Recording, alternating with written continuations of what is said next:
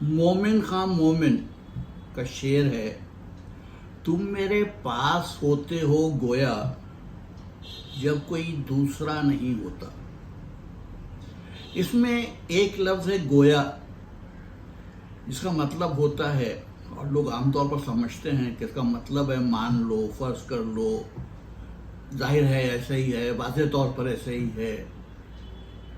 لیکن گویا کا ایک اور مطلب ہے، اور وہ ہے کہ بات کرنا، وہ شخص جو بات کرتا ہو، بولتا ہو، بات چیت جاری رکھنے والا۔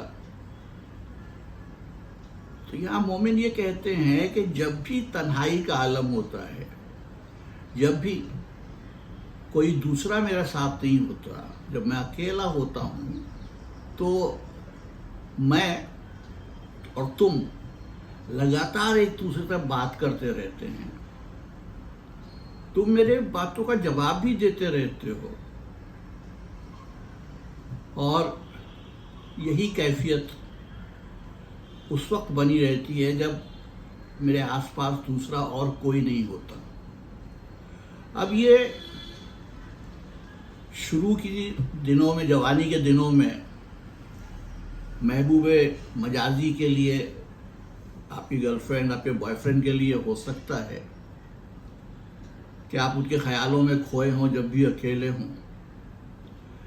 لیکن اس کا ایک دوسرا رنگ، جیسا کہ اردو شاعری میں ہے، صوفیانہ رنگ بھی ہے، کہ میں جب بھی اکیلا ہوتا ہوں، جب بھی مجھے موقع ملتا ہے،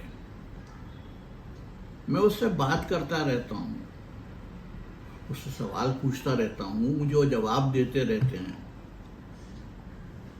تو جب بھی وقت ملتا ہے،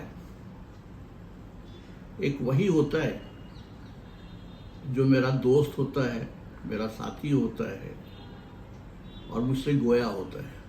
کل پھر آؤں گا۔